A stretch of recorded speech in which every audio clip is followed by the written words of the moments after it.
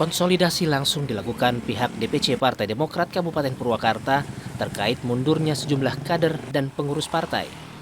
Dalam kesempatan itu, Ketua DPC Partai Demokrat Asep Chandra menjelaskan jika adanya ratusan kader dan pengurus Partai Demokrat di Purwakarta yang mundur tidak benar, karena pihaknya hanya menerima surat pengunduran diri secara resmi dari 8 orang.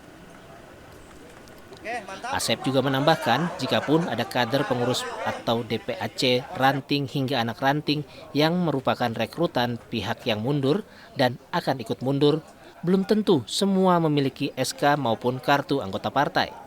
Karena dari nama-nama yang diajukan ke DPD, semuanya pending akibat permasalahan kelengkapan administrasi.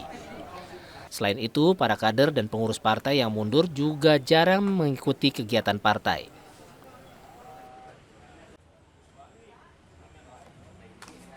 Saya baca berita, baca di media, itu ada berita yang menyatakan bahwa ada ratusan kader kayak gitu yang menyatakan pengunduran diri. Tapi saya pastikan kepada teman-teman media itu tidak benar. Itu adalah hoax. Karena apa dasarnya? Karena yang saya terima adalah cuma 8 surat pernyataan pengunduran diri yang saya terima. Jadi tidak ada surat pernyataan yang memang saya terima itu ratusan. Itu yang pertama. Jadi mungkin teman-teman bisa menyimpulkan.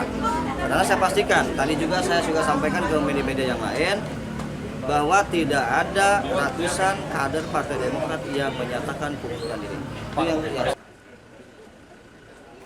Terkait permasalahan mundurnya sejumlah kader, pihak DPC Partai Demokrat Purwakarta tidak bisa melarang dan tetap mendukung langkah semua yang mundur karena itu adalah hak pilihan semua orang. Hendri Irawan, Kompas TV, Purwakarta, Jawa Barat.